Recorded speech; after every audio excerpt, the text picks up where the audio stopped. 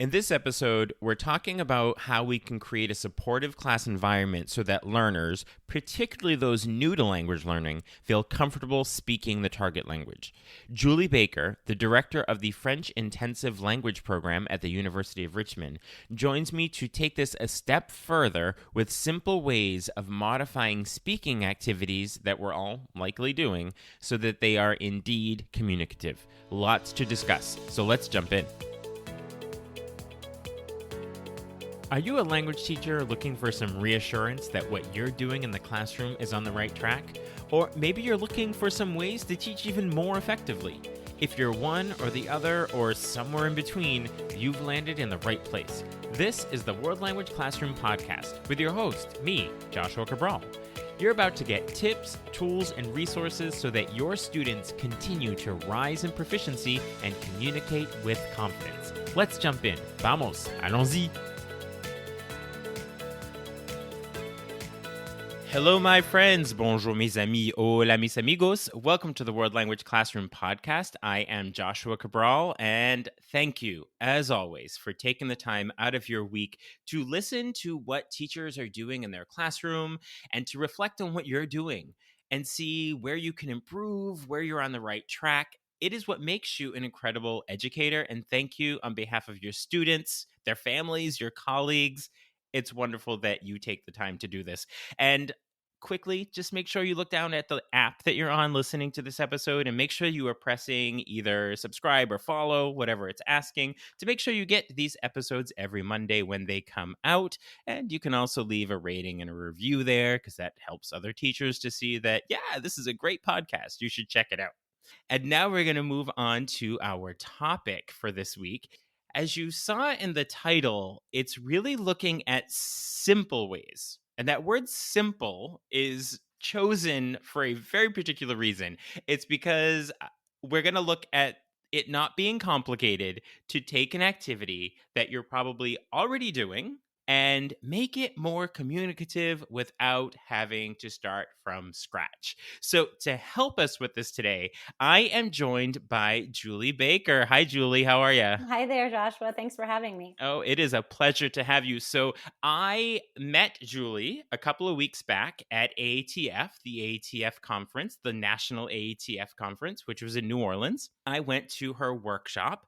And as you know, if you listen to the podcast, when I go to really good, useful workshops with great presenters, I like to reach out to them to have them on the podcast to share it with the wider teacher community. So I immediately, after the workshop, went up to Julie and I said, I'd love to have you on my podcast. And luckily she didn't say no way. You didn't, right? You No, I didn't did say not. no. She I was said, very flattered. right. She's like, sure.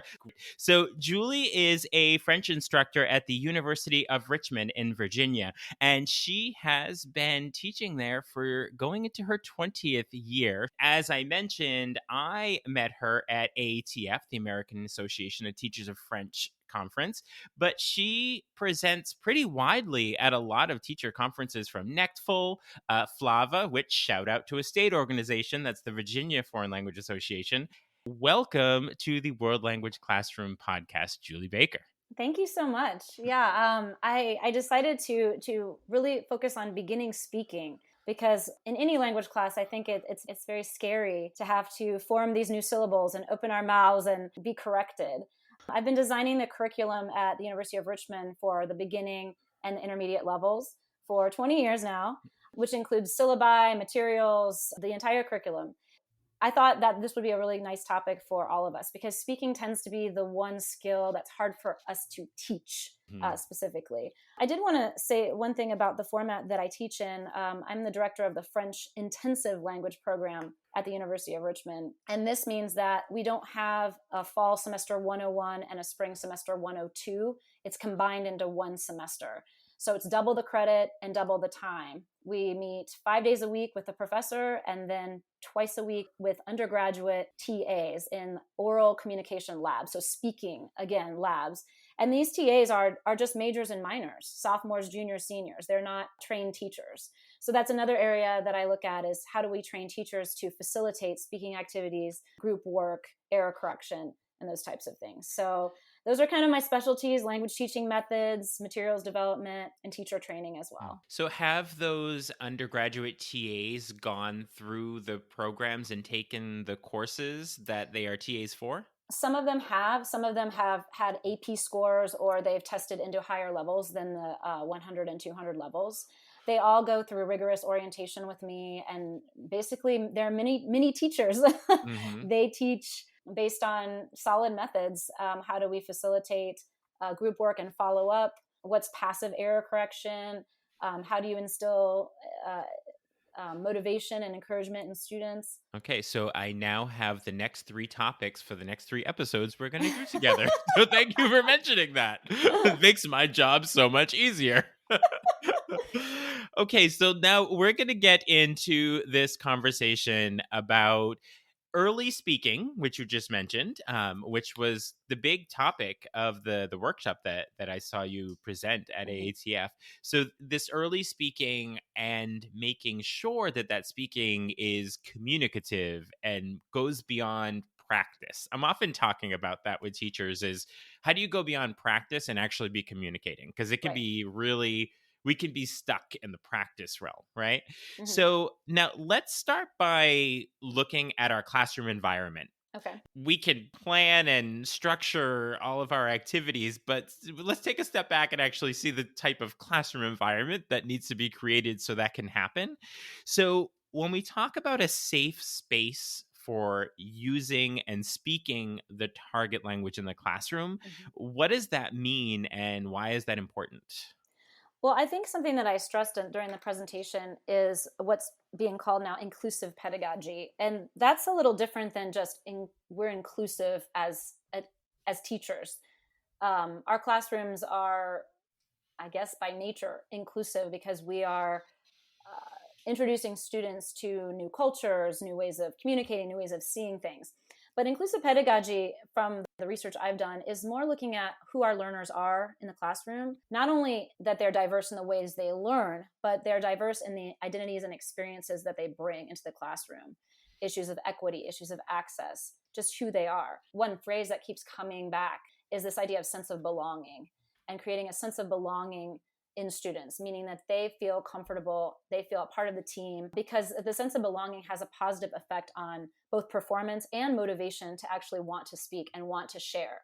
A lot of students might not want to share who they are, or they don't feel like it's a safe space, and they need to be able to feel like they can say something different, that not everybody does the same thing. And so there are ways to create this in the classroom. When you're looking at this whole idea of inclusive pedagogy, Mhm. so if you think back to before that was a lens you had on your teaching, and then now, I mean, I think teachers always have this idea of I have a safe space, but now that you have this concept of this inclusive pedagogy, what has shifted in your classroom and your practice? First of all, I'm really attentive, and my TAs as well, when they make their PowerPoints and they make their materials, I'm very attentive to the types of images I'm showing. So I want to show diverse groups of people doing diverse things so that people can see themselves in the images that I show. And I've Mhm. looked for textbooks that do that as well. I think textbooks are doing a better job. Um, Not every French woman is blue-eyed and blonde-haired, kind of thing. The Mhm. second thing that I have changed are the models and prompts that I give for activities, and this can be for a writing activity or a speaking activity, and trying to avoid restrictive gender and socioeconomic narratives that might be perpetuated in the Mhm. classroom. So, for example, if I wanted my students to describe their ideal lodging, I used to have these beautiful castles and all of these luxurious furnishings in my ideal lodging, and some people would never even have access to that. So I've changed it to offer different types of models and different types of lodging as a springboard for them to think about what might be ideal for them. When we tell the futures of ourselves or somebody else using the future tense, and what will we be doing in the future, a lot of the students get into marriage and relationships, and they assume that if there's a male, he's going to marry a female, and these types of traditional images of relationships and marriage often come up. So I've tried to really, in my structure of the activity as well as in my models and prompts, I've tried to be cognizant of that. And have you seen a shift in the student, I guess, motivation or willingness to use the target language because of that reframing of representation in your classroom? I feel like I get a lot more different possibilities that come out, especially for the ideal lodging. You don't hear about all the castles that they want to live in with 16 rooms. You get a sense of the diverse nature of the class. It creates a sense that difference and diversity is a good thing. It makes our class flourish. It makes us a team of different individuals. Mm-hmm. And it actually perpetuates the idea of why we're learning language, that people have all these different gifts to bring to our discussions and to our lives. Now, let's look specifically at using the target language. So, we've created this safe space, this inclusive pedagogy space. So, when you're actually creating speaking activities, how are you getting students over that fear of using the target language and just speaking it? What is that looking like in your classroom? Exactly. This idea of an activity being low risk. What does that mean? It means that the affective filter does not come up. The anxiety level does not come up. So we all know this and we all do this. So yay, this is great. Pair and group work is essential because it lessens the burden on students and it creates a sense of collaboration and cooperation, team building, task-based learning. There are so many advantages to pair and group work in the classroom. And not only just with a partner sitting next to you, but being able to circulate around the room, physically move seats, and talk to everybody in the class is really, really important. And so that lowers the anxiety because students feel like they have a teammate. And having the whole idea of the windows and mirrors where they're seeing themselves represented and they're also able to learn about each other and new things. So I really appreciate hearing that and bringing that all together. So now this brings us to the point where listeners are getting out their pen and paper because they're going to want your advice on this.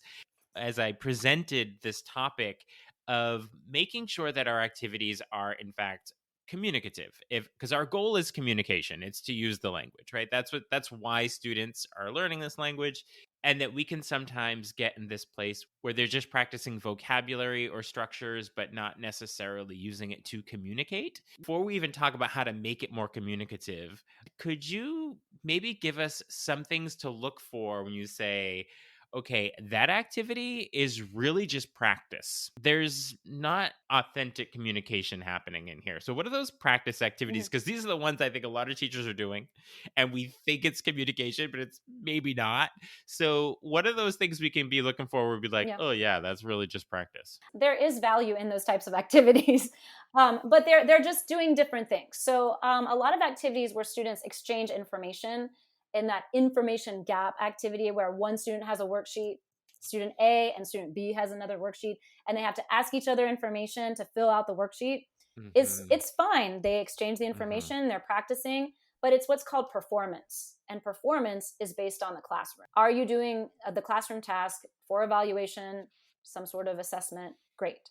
And those do have value, but you can extend them a little bit to make them build more proficiency. And proficiency is using the language in everyday tasks outside of the classroom.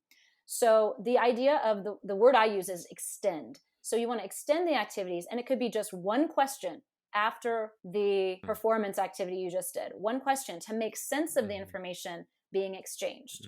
So you want to ask yourself, why are we exchanging this information? What conclusion can we draw? That question, why, that's a good place to start. I like that you clarified at the beginning of your response to this about the value that does come from practice.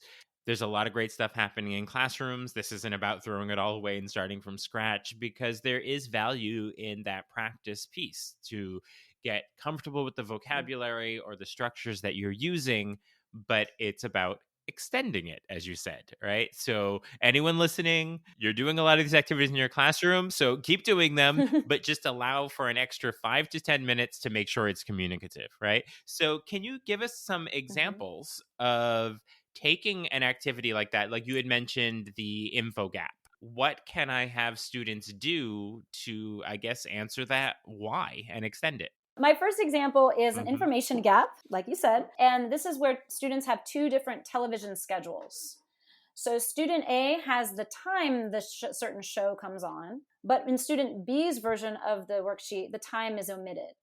So student B has to ask student A, what time does this particular show come on? So it's for practicing telling time. And the task is completed when you compare your worksheets and the times are correct, and that's a performance task. And oftentimes I've ended that way. But then I thought to myself, Mhm. why are they doing this? So, how do I extend or make sense of the information? So, I have students actually pick a television show that they would like to see, justify why they would actually watch the show, and then make sure that the time that the show comes on matches their schedule, because maybe they're not free at 7 o'clock Mhm. and they have to pick something different. So they can say, oh, that's too early, that's too late. They've just learned the vocabulary for early, late, those types of things. So it's one question to add to the end to make sense of the material, and not just because you're using an authentic material, TV schedules. What are you Mhm. going to do with it afterwards? There's some cultural information that you can even add in. What types of shows are shown in France? Are they like the shows in the United Yeah. States? So it looks like what's happening is scaffolding the activity, because particularly with early learners, early language learners, sort of novice going into that intermediate level, if you just give them the schedule and have them have the conversation about their favorite show, what they would like to see, does it match up? I don't know that they would have the language and content to be able to do that. So they kind of have to start with the Mm. performance info gap and then extend it from there. Right, and I mean, it can be extended. I mean, if it's intermediate, you can use. If it's higher intermediate, you can use the Mhm. conditional. What would you watch? But for beginners, you can just say, "What is your favorite show Mhm. and why?" Mhm. Like, I like comedies. And Mhm. what time will you meet? And is it Right. possible for both of you? I Mhm. mean, just very easy language. So you can just tailor Mhm. the task to the level. So you don't really need to have new vocabulary to extend. The next example I have is with weather. And one of the first activities I ever did in graduate school was an information gap with two weather maps. And student A had temperatures and weather conditions for a certain city, and the other, student B, did not have that information on the map. And so student B had to ask, what is the weather like in a certain locale? And I've also done this with charts where there are different months of the year and different francophone or areas of the country, or the French speaking world. And they have to ask, what is the weather like? And then they finish, they compare their map, they have the correct symbols, they have the correct Mhm. temperatures. Mhm. Bravo, Great it's done. performance. But I thought to myself, why are we doing this with a weather map? We could be doing this with anything else. And really, what is the point? How do we make sense of the information? And for me, it was just as easy as, which locale are you going to visit? Some people like snow, skiing. Some people like warmer weather. Some people like, cooler weather. And so they just said why, and they had to justify why Mhm. using weather vocabulary, Okay. recycling that weather vocabulary. And that was a small adjustment, but it really made them kind of look more Mhm. at the material that they were working with. You have the activity. Maybe teachers are actually doing this. You don't have to actually prepare anything more. You're just giving them an extended prompt. Did you have a third one? I have a third one, which is my favorite activity of the entire semester, because I love pizza. Pizza is I is my remember you talking downfall. about that in your workshop about how much you like pizza. But the activity is what students put on their pizzas. And the goal for this is to practice the partitive article. I have some sausage, some cheese, some mushrooms, or the negative partitive article, I don't have any anchovies. So basically, they fill out a graphic organizer of, I have or I take this type of ingredient or topping, and I don't take this ingredient or topping. And it was fine to finish that graphic organizer and then share what we all put on our pizzas. It was so fun to talk about. Who wouldn't love to talk about that, right? And that's performance in the classroom. But if you were actually in the target culture, why would it be important for you to know what others put on their pizza? I asked 3 different questions for extension to make sense of this material. The first was, could you share a pizza and why? I take this, he takes this, we both take this, or we both have this ingredient or topping. Number 2, do you have to split half and half on the pizza? And number 3, do you have to order separate pizzas? Maybe there's a vegetarian and a meat eater, and they just cannot Mhm. come together on their pizza.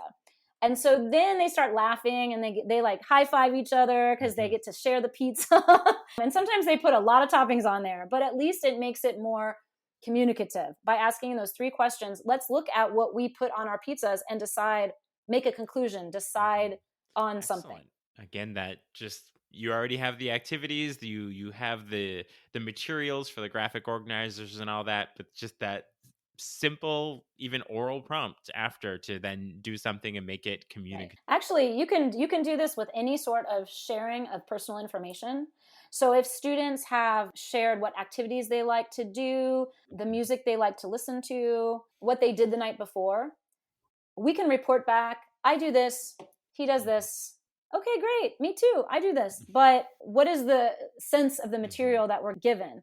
You can just ask simple questions such as, do you have similar or different activities or habits? How would you characterize your partner's activities? Are they more athletic? Are they more artistic? Are they more Mm-hmm. chill or intellectual? And also, could you Mm-hmm. go to a concert together?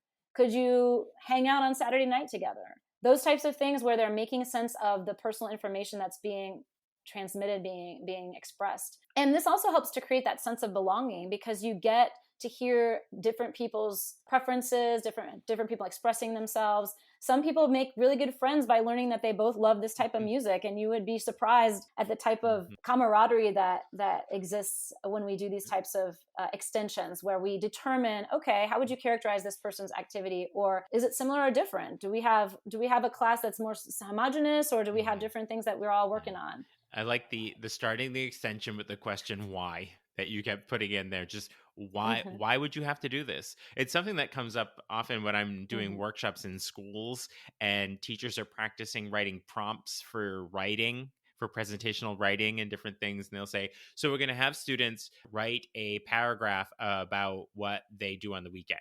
And then it's that same thing. It's like, but why are they writing that paragraph? What's going to be done with it?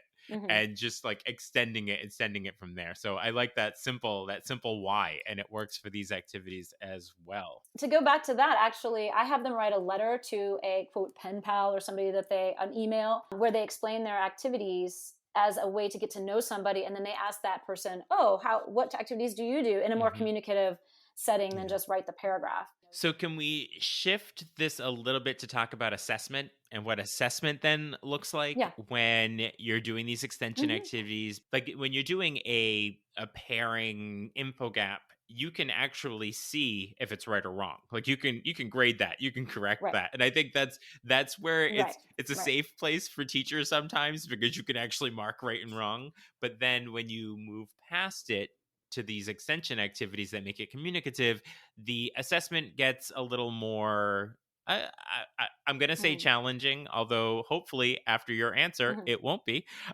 So, how does assessment and evaluation of communication look like as opposed to just looking at structures and vocabulary? I really never grade their worksheets in an information gap. I grade. There are two things I can offer here. One is I give participation grades, so I give 10 up to 10 points a day. So if they got a 9 out of 10, it would be like a 90%, or an 8 out of 10, 80%. But that's where I assess them just trying, being willing, being active, making mistakes, because this is practice, just like a sport or an instrument. There are going to be mistakes. So I can't see myself grading oral communication on accuracy alone. So I do offer participation grades, daily participation grades, which covers both when we work with form, and accuracy is important, and those worksheets are important to complete. But it also covers those moments where we're just trying to speak freely and express opinions. And that does create less stress, less anxiety, and less worry about what they're saying when they are just graded on Mhm. effort and participation.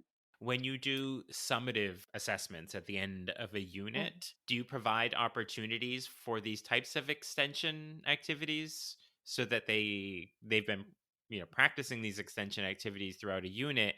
Does Mhm. that play into your Mhm. summative assessments? So I give for my 100 level, because remember it's fast, so it's one semester for two Hmm. semesters, right? I do an oral exam, and the oral exam rubric is heavily weighted towards communication. So all these extension activities have been culminating towards this exam or towards their proficiency levels. So I'm not necessarily grading each one specifically. I'm giving participation grades daily to allow them that opportunity to be rewarded or not rewarded for what they're putting in. But I would like to explain that rubric. Communication rubric is weighted higher because I want to make sure that they're using some strategies that I teach them, such as using transitional words or circumlocuting, describing a word they might not know instead of using English. I want them to be able to incorporate those types of strategies into their speaking. So communication is weighted more heavily to allow them to do that. Maybe they might not have perfect grammar. They might not use the correct vocabulary word, but they avoided English. They used some transition words. They used strategies. So in a 100-point exam, I would weight communication as 30 points.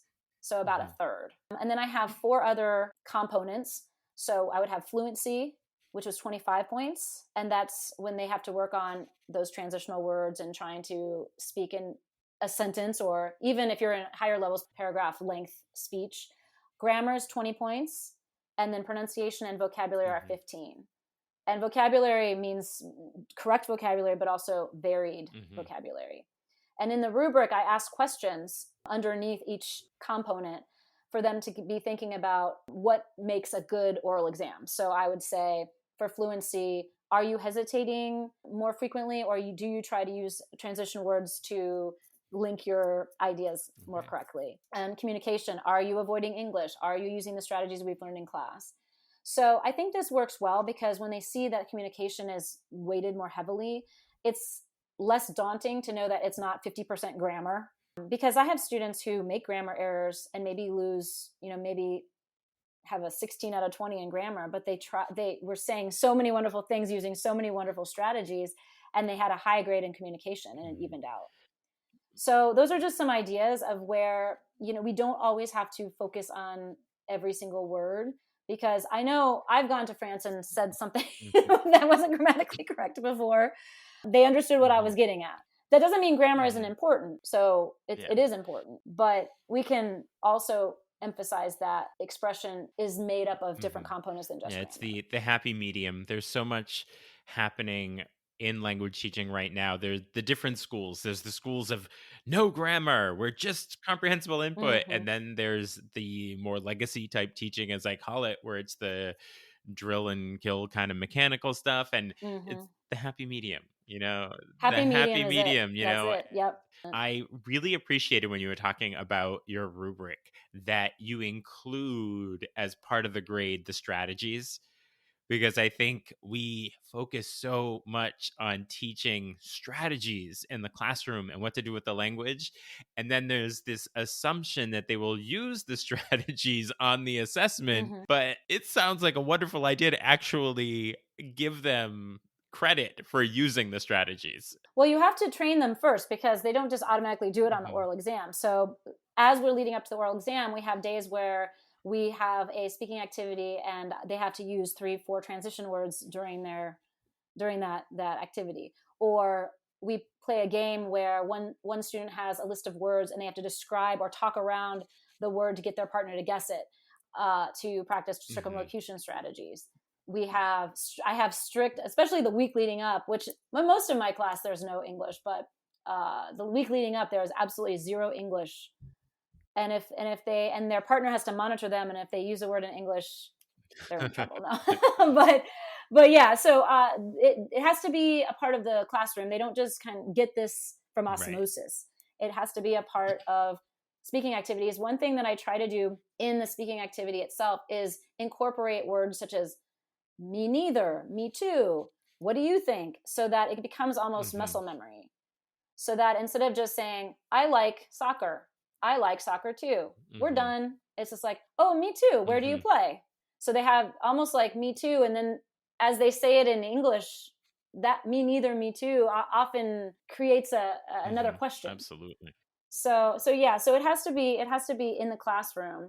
I'm feeling inspired by this, and I would be very curious to know where you derive your inspiration from with the work that you're doing. Well, any sort of conference like the AATF that we both were at is a great way not only to attend sessions, but just to talk in the hallways and to see what people are doing, because I always come away with what I call little nuggets of information that I can incorporate into my classes. I've already done so. But I really like the language centers in the country. Often people don't know about them, but I really enjoy the one at University of Minnesota called CARLA.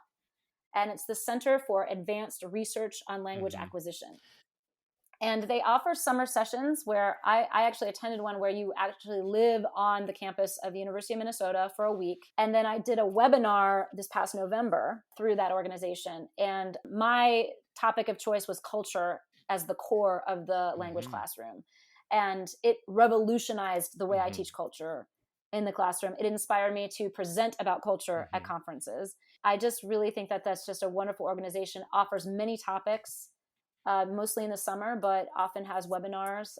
And I just really have been inspired by that organization. I've been to 3, Carla. Oh, you have? Summer. Oh, Yeah, really? I did. I did. Yeah, it's interesting. They're wonderful. wonderful. And I did one on motivation, one on creativity, and they were wonderful. And I did one that was specifically on elementary teaching, and I'm an elementary teacher, and I ended up collaborating with the instructor the following year on the course. It's a wonderful organization. Yeah, it is. So thank you for mentioning. Did you stay in the summer session on campus? I did. I didn't stay on campus. Okay. I stayed in Minneapolis, but because I have a friend in Minneapolis, so it was good to connect that way. Do you mind if we play a little game where we get to know you a little better and pull the teacher curtain back a little bit? No, I don't mind. All right. Okay. So this is this or that. I'm going to give you 2 options and choose one and tell us maybe a little bit why so we can get to know you a little more. Okay? Yes. All right. So the first one, before I ask, Yes. do you enjoy reading? Okay. All right. So here I go. Ready?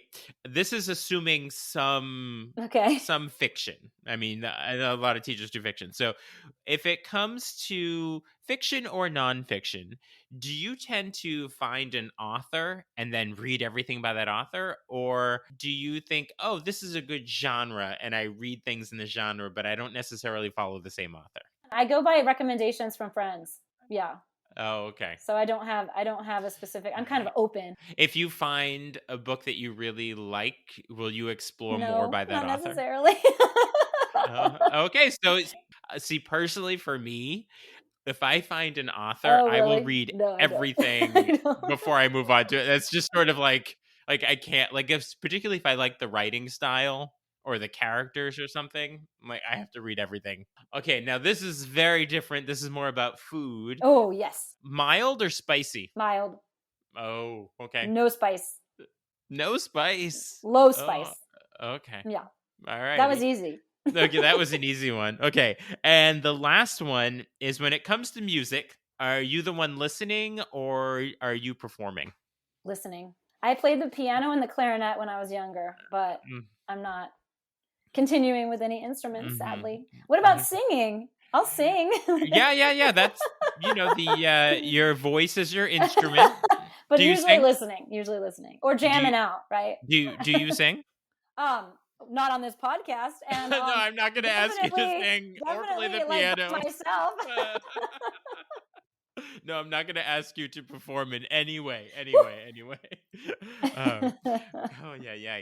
So I will make sure that if there are teachers that want to reach out to you, that your email will be in the show notes so they can connect with you if they want to do that. Great. And before we say our goodbyes, I was wondering if you could leave us with a good, hearty piece of advice for teachers in the classroom. It doesn't really have to do with a specific method or topic that we discussed today, but I really think we should all practice self-care more. And I need to practice what I preach specifically, but I feel like at least at the university level, and this probably will be relevant at other levels, students are arriving into our classrooms with more anxiety, more mental struggle, more personal crises than ever before, in my opinion. And they're not yet able to problem solve and cope with adversity. They're still developing. And it really has created, at least at my level, a burden on the teachers to try to navigate all of that. In an intensive French class, I see them every day. And you have multiple students with struggles. It's difficult. So I would say practice self-care and also offer students a place where they belong.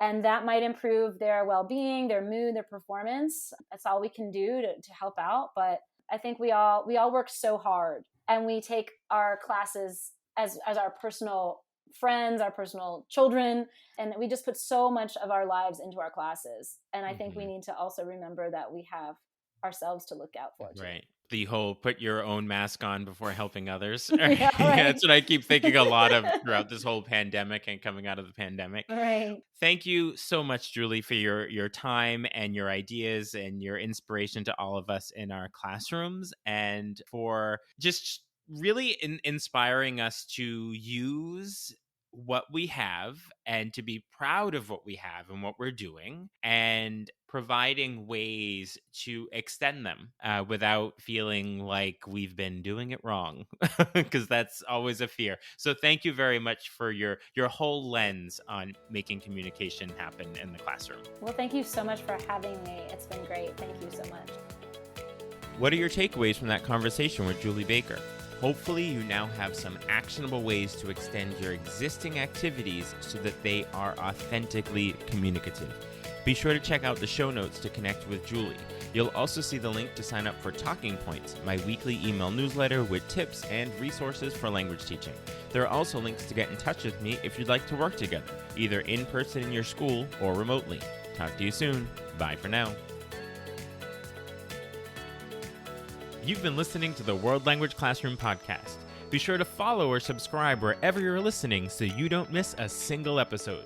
Let's continue the conversation on Twitter, Facebook, or Instagram at WL Classroom. You can also see over 250 blog posts about language teaching at, you guessed it, WLClassroom.com.